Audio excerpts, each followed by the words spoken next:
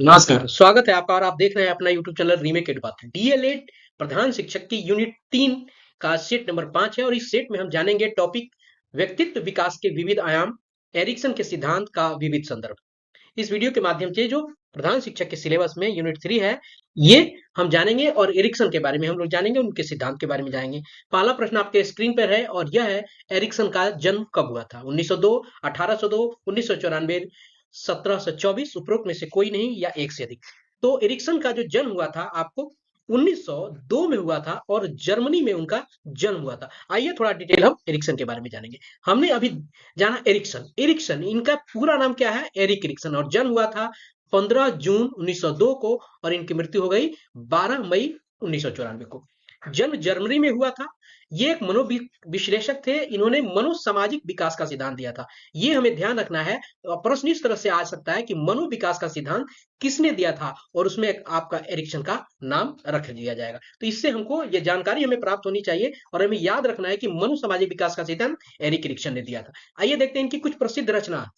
Childhood and society, ये most VVI उनकी पुस्तक है जो अक्सर पूछा जाता है। उसके बाद आता है गांधी की सच्चाई, toy and reason, identity, youth and crisis. इससे एक प्रश्न बनता है और प्रश्न ये किताब के रूप में ही पूछा जाता है और ये किताब इनका लिखा हुआ है, इसको ध्यान रखना है। और एडल्टहुड, मैं इन्हें ऐसा नहीं कि इन्होंने यही 5 किताबें लिखी हैं, इससे बहुत सारी रचनाएं हैं लेकिन प्रमुख यही है जो परीक्षा उपयोगी है।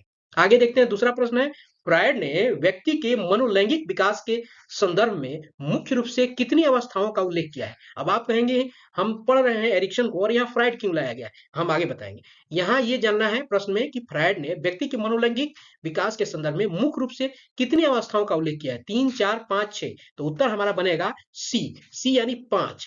अब चूंकि देखिए फ्रायड की तरह ही एरिक्सन ने, चूंकि एरिक्सन का सिद्धांत जो था वो फ्रायड से प्रभावित था और एरिक्सन ने ही व्यक्तित्व विकास का आधार क्या माना था? जैविक और लैंगिक। फ्रायड ने लैंगिक व्यवस्था पे अपना पूरा का पूरा सिद्धांत दिया था। तो एरिक्सन ने भी व्यक्तित्व विकास के लिए जैविक और लैंगिक आपको आधार माना, परंतु फ्रायड की विकास सूची को एरिक्सन ने सामाजिक आधार दे दिया। यही है, इसलिए इनका जो एरिक्सन का जो सिद्धांत है ये कहीं ना कहीं आपको फ्रायड से प्रभावित है और फ्रायड के सिद्धांत का जो विकास सूची को क्या किया, एरिक्सन ने सामाजिक आधार दे दिया। क्लियर है? चलिए आगे बढ़ते हैं, देखते हैं तीसरा प्रश्न। तीसरे प्रश्न को पहले कुछ फ्रायड के जो मनोलैंगिक अवस्था है उसको जान लेता है और इसी को वो पूछता है। अब देखिए, एक है मुखीय अवस्था और इसका उम्र है आपको जन्म से 1 वर्ष और इसमें बच्चा क्या करता है, अंगूठा चूसता है। देखिएगा, और इसको फ्रायड ने कहा है कि जन्म से 1 वर्ष की जो अवस्था क्या है वो मुखीय अवस्था है और बच्चे इसमें अंगूठा चूसते हैं। 1 से लेके 2 वर्ष को गुदी अवस्था कहा जाता है, जिसमें बच्चे क्या करते हैं, अपने मल मूत्र को छूते हैं, सुसु कर देगा और उसको छूने लगेगा।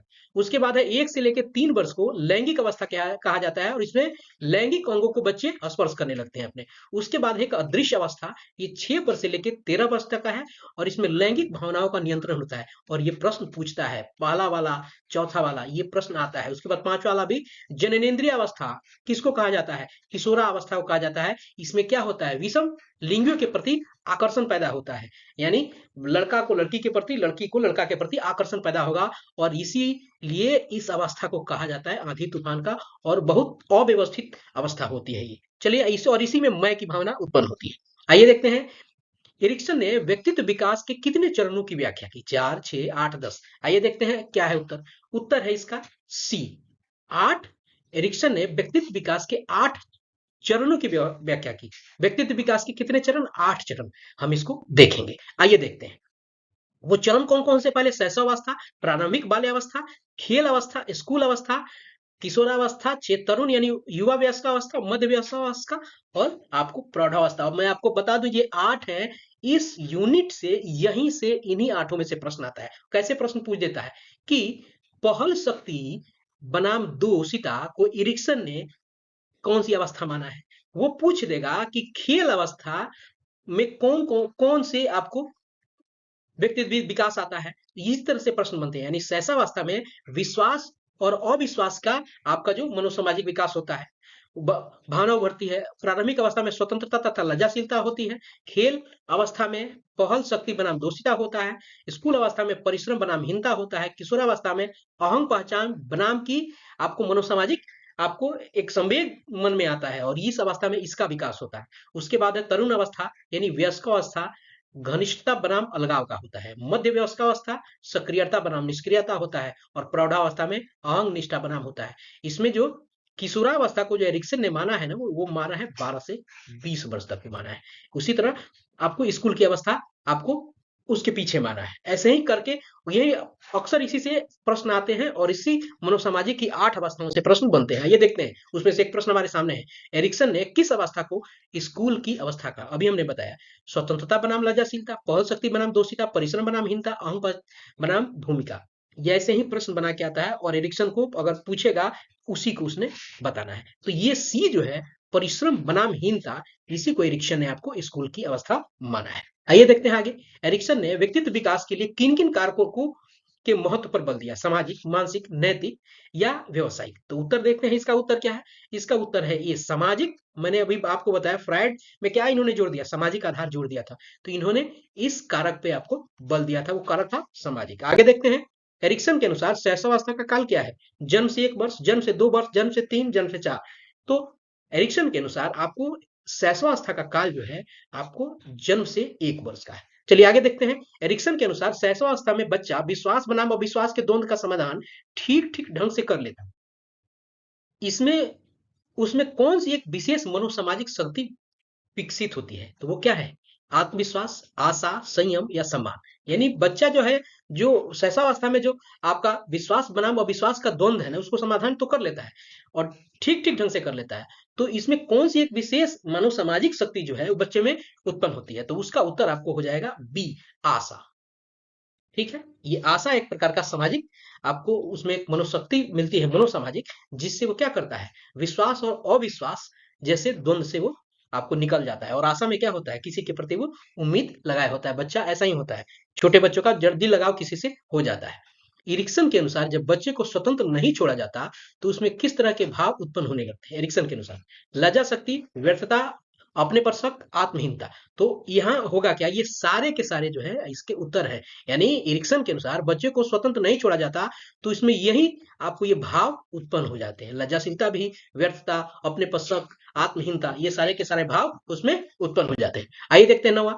एरिक्सन के अनुसार खेल की अवस्था का काल क्या है? 2 से 3 वर्ष, 3 से 5 वर्ष, 4 से 6 वर्ष, 5 से 7 वर्ष। तो इसका उत्तर आपका हो जाएगा सी। सी क्या है आपको? 4 से 6 वर्ष। और इसी के आगे जो है आपको स्कूल की अवस्था आपने देखा होगा, वही शुरू उन्होंने शैशवावस्था आपको जन्म से 1 वर्ष ही माना था, उसके बाद और कालों को मानता, लेकिन खेल की अवस्था उन्होंने माना था 4 से 6 और आगे की अवस्था को उन्होंने स्कूल की अवस्था माना था। एरिक्सन के अनुसार जब बच्चा पहल शक्ति बनाम दोषिता के संघर्ष का हल खोज लेता है तो उसमें कौन सी एक मनोसामाजिक शक्ति विकसित होती है? मैंने कहा था कि वो जो सारे की सारी भावना थी वो और उम्र के साथ जैसे जैसे एरिक्सन ने उसको बांधा था और उसको बताया था कि ये आपको कौन सी अवस्था है, तो उसी से संबंधित है ये भी। आपको पहल शक्ति बनाम दोषिता के संघर्ष का हल खोज लेता है, उसमें कौन सी मनोसामाजिक शक्ति विकसित होता है? तो वो है आपका बी। बी है उद्देश्य। उद्देश्य जैसे मनोसामाजिक शक्ति का विकास उसमें हो जाता है। 11वां है, एरिक्सन के अनुसार बालक के किशोरावस्था का काल क्या है? मैंने आपको कुछ देर पहले बताया था, तो उत्तर यहाँ यही बनेगा डी। 12 से लेके जो 20 वर्ष की अवस्था है उसी को आपको एरिक्सन ने आपको किशोरावस्था का काल माना है। आइए देखते हैं एरिक्सन के सिद्धांत के गुण है। समाज एवं व्यक्ति की भूमिका पर बल, किशोरावस्था को महत्वपूर्ण स्थान, आशावादी दृष्टिकोण, जन्म से लेकर मृत्यु तक मनोसामाजिक घटनाओं को शामिल करना। क्लियर है, यहाँ को कर लेंगे हम, को शामिल करना, उपरोक्त में से कोई नहीं, एक से अधिक। तो उत्तर यहाँ हो जाएगा सभी। ये जो सभी है आपको यानी एरिक्सन के सिद्धांत के गुण है, यानी क्या है, समाज और व्यक्ति की भूमिका पर बल दिया उन्होंने, किशोरावस्था को उन्होंने महत्वपूर्ण स्थान दिया है, आशावादी दृष्टिकोण उन्होंने अपनाया है और जन्म से लेकर मृत्यु तक के मनोसामाजिक घटनाओं को उन्होंने शामिल किया है एरिक्सन ने।